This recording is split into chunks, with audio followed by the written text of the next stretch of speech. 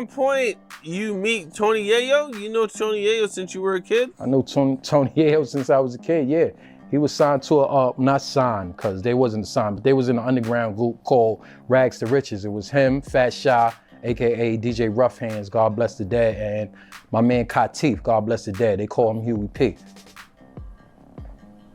Do you remember how you guys met? Did you guys go to school together? No, we didn't go to school together. Yayo like 10 years older than me. We didn't go to school together. We met on the block. 134 God Brewer. Okay, so these were like your big homies that you looked up to. He was never my big homies. I never looked up to him, ever, in my life. This guy is putting all of 50 Cent and G-Unit's business out there during a wild sit-down with Cameron. His name is Domination, and in the interview, he starts exposing everything, from the story about Tony Yayo getting smacked, to how 50 Cent got shot, and even the reasons people say it happened. He was seriously spilling details that had everybody talking. What really stood out was the way he reacted to Tony Yayo being looked at like a big homie figure. He sounded completely disgusted by the idea. What would you think, what would you say your like wildest situation growing up there? The wildest situation? Man, I don't think that's for the camera. Come on. So there was a time that we was on the block and a dude walked through with his girl, and he walked through a whole bunch of dudes because our block is, any given day, is flooded. It's not like that now, but it was 20, 30 guys on the block. And when the guy walked by, dudes threw a duck sauce at his head. And it was, in retrospect, it was corny, but everybody was laughing about it. I really wasn't jacking it, but that's one of the scenarios, but. Okay, what happened after you guys threw the duck sauce at him? I mean, what you gonna do? You got 20, 30 people. What is the dude really gonna do? It was really like some bully, so I really didn't respect it, right? But that's one of the wild situations, you know? But there's other situations that it been dice games, like Tony Yayo was at a dice game. He was rolling dice with somebody and left. He got smacked. Guns came out. It was a Wild Wild West situation, you know? That caught people off guard because a lot of folks always saw Tony Yayo as somebody solid in the streets. Most people never connected his name to anything shady or embarrassing. He wasn't known for getting publicly embarrassed or moving foul, so hearing this kind of talk shocked a lot of people. Over the years, people really didn't hear too much bad stuff connected to Tony Yayo's name. That's why it seemed strange seeing this guy act like he wanted nothing to do with Tony Yayo being his big homie. But everybody sees things differently, I guess. Now, if people don't know about the long history between him and 50 Cent, they should definitely look into it. Rough Hands used to have a studio in his basement. It was like a makeshift studio. It didn't really produce the best quality, but we was there. Like 50 would record his thing, right?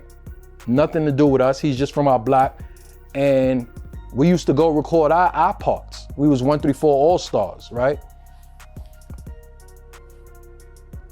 There was a particular moment that I recall that there was an artist named Storm P, right? And this was after 50 got stabbed. There was an artist named Storm P. I was in the studio. My man Drake Product was in the studio. Doc Intelligence was in the studio. A dude named Gangsta Lou from Linden was in the studio. We was all there chilling, right? We was doing the mastermind. Smurf was there? Smurf was there. Yeah, Yayo was there and Banks was there, as a matter of fact. Also, yeah, they was on that, but Banks wasn't Banks at the time. He was Lazy Lloyd. He wasn't dealing with 50 at that time, right? So we go to the studio and whatnot. Because that situation got serious fast. The tension between those camps was deep, and stories from back then still have people talking today.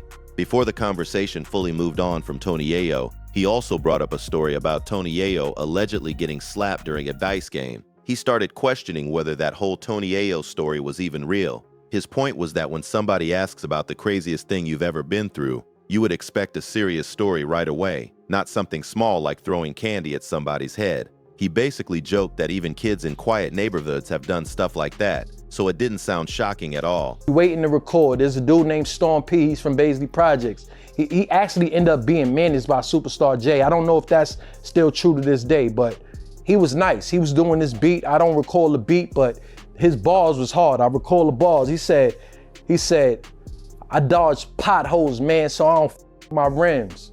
You dodge puddles, so you don't your Timbs. And I was like, whew.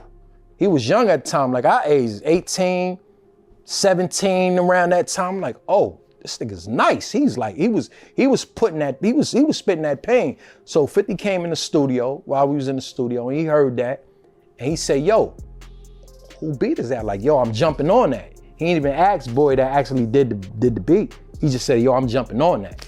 So the engineers let him jump on the track.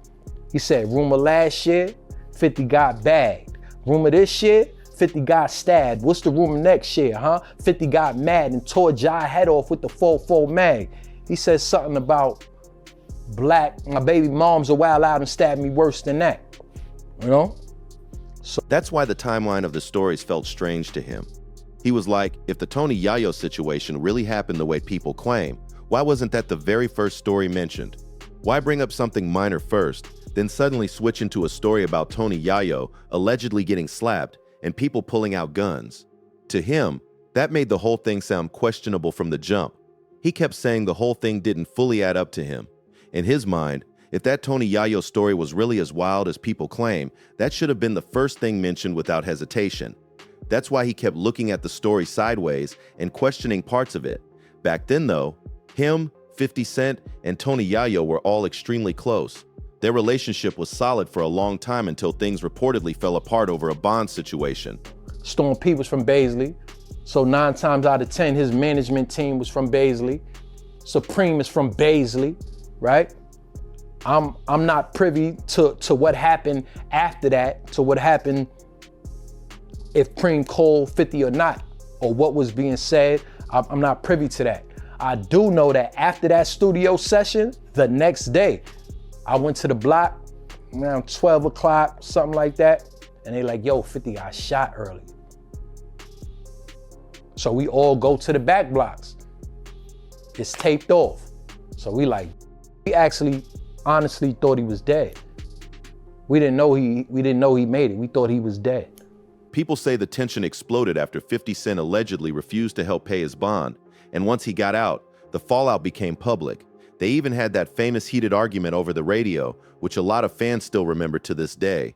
Many people believe it happened on Hot 97. Because he was around during those years, he supposedly had inside knowledge about a lot of stories fans only heard pieces of over time. One of the biggest stories involved 50 Cent's beef with Supreme and the chain of events that allegedly led to 50 getting shot. At that point, 50 Cent was in full attack mode in the rap game. He was going at everybody, trying to make noise and build his name. Right around that time, he had dropped How to Rob, and the track instantly had people in the industry reacting crazy because of how many artists he called out. You know? Right? When I reverse, I said, I seen the car coming. I'm trying to be considerate. But I thought 50 saw it, so he ain't say nothing. But when I turned around, I'm like, yo, who this? I seen somebody jumping out the car. He seen the car, but he didn't see the person jump out the car. That's what I mean. I asked him, yo, who this? He like, I'm waiting for a response. And the response I get was, oh, so I'm like, oh, when I turned, niggas started shooting. So I forgot the car was in reverse. I'm thinking the car's in drive. So when I step on the gas, I hit their car. Thinking that I was gonna go forward, I went backwards. So when I went backwards, I hit my head. That froze me. But 50 said he didn't get shot to this point here when it froze me. That's when the gunman came around the car and he shot us. But in that process, the girl was screaming, she like, drive, drive. So that's what woke me up. And I drove down the block and I drove him to the hospital. Okay, and so did you reverse the car at all after you kind of started to take off? I just told you I had the car in reverse. I said that. Okay, let me explain that. Sorry, bro. Let me explain a little bit better. So, At that time, 50 Cent was making major noise and moving fast in the industry. But according to the story, he stepped into a situation without fully knowing who was connected to who in the room. From his perspective, he was just a rapper jumping on a hot record, surrounded by people he recognized and felt comfortable around. He figured everything was cool because everybody seemed friendly and connected through mutual relationships. But behind the scenes, things allegedly were not smooth at all. The artist whose track 50 jumped on reportedly had ties to the same neighborhood and circles connected to Ja Rule and people affiliated with him. So once 50 started throwing shots on the record, word supposedly traveled back quickly. you guys start to take off. At any point, did you guys like? Oh, yeah. I see what you said. Yeah, I did reverse back when 50 told me he had a gun. I did reverse back. I didn't think you wanted me to say. I see what you did. You went and you seen what I said before. All right, yeah. I had a gun. Yeah, we had guns in the car. I backed up. I said, yo, I was gonna go back to shoot. But he was already hurt, and Shorty was like, yo, take him to the hospital, take him to the hospital. So I took him to the hospital. I couldn't take hearing what she was saying. She was all hysterical. I had to get her out the car. So when I got her out the car, it was just me and 50. I wasn't from Queens, so I told him to stay up. Yo, you gotta direct me to the hospital. So he directed me to the hospital. Were you shot at this time? I didn't know I was shot until I got to the hospital. Where were you shot at? I got shot in my left hand. It went in and out. You didn't even know you were shot for all that time driving and everything? Nah, I didn't know I was shot. The way, like, it went through my flesh, like, it wasn't really like. The story claims that news got back to Ja Rule, Supreme, and others tied to that camp, and that moment allegedly pushed the tension to another level. The guy connected to the song supposedly went back and tried to explain himself immediately. According to the story, he was basically saying, yo, 50 jumped on the track and started saying all that stuff. I didn't know he was gonna do that. Don't put that on me. He likely felt pressure to clear his name before the situation got turned against him. Because if that song had dropped without anybody warning Ja Rule's side first, people around the neighborhood might have looked at him crazy for allowing somebody to diss Ja Rule on a track connected to their circle. So after those conversations happened, the situation reportedly became even more serious behind closed doors. The details after that stay unclear, but according to the story being told, that incident was viewed as the final breaking point in the beef. From there, the hostility between the camps allegedly escalated fast, and people around them believed the danger surrounding 50 Cent became very real after that. Hip-hop really needs to do a better job of looking out for the OGs, because a lot of these older figures are jumping on podcasts and putting every story out in public. People online were shocked hearing certain details being discussed so openly, especially when the topics involve serious street history and old rap beefs connected to major names like 50 Cent. One thing that stood out was the reminder that the shooting of 50 Cent was a real attempted murder case, and people still talk about how nobody was ever officially convicted for it. That's why some listeners felt uncomfortable hearing somebody casually revisit those stories and seemingly confirm certain rumors years later. Even though he reportedly said during the interview, "Man, certain things I can't speak on," people still questioned why he decided to speak on this particular situation at all. The bigger conversation became about how many OGs from hip-hop and the streets are now turning to interviews and podcasts to tell old stories for attention, money, or another viral moment. Some fans understand it, while others feel certain situations should stay in the past instead of being brought back into the spotlight years later. At the same time, some people watching weren't trying to disrespect him personally. They were just confused about why these stories keep getting retold publicly, especially when the situations were so serious and involved real-life consequences behind the scenes. Now the internet is completely split over this whole situation. Some people believe every word being said because Domination was supposedly around during those early G-Unit days and had direct connections to everybody involved. To those fans, this isn't just random gossip. They think he's finally exposing stories that people in the industry have whispered about for years. But other people are looking at the interview with major skepticism. They feel like some of the details sound exaggerated, inconsistent, or conveniently dramatic for a viral podcast moment. A lot of fans started pointing out how these old rap beef stories keep resurfacing anytime interviews start trending online. That alone made some viewers question the timing behind everything being revealed now.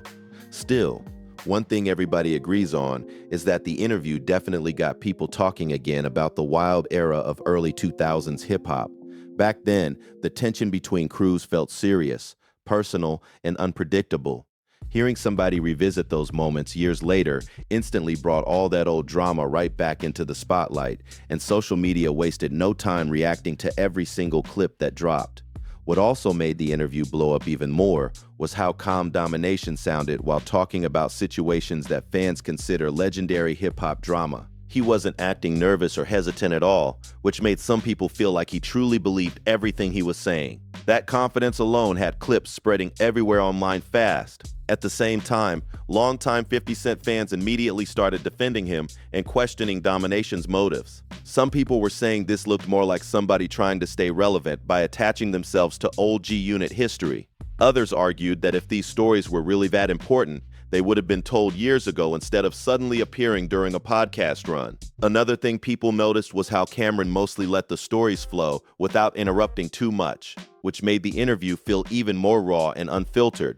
Every new detail seemed to pull viewers deeper into the conversation. Whether people believed the stories or not, the interview created non-stop debate online, and everybody suddenly had an opinion about old G-Unit history again.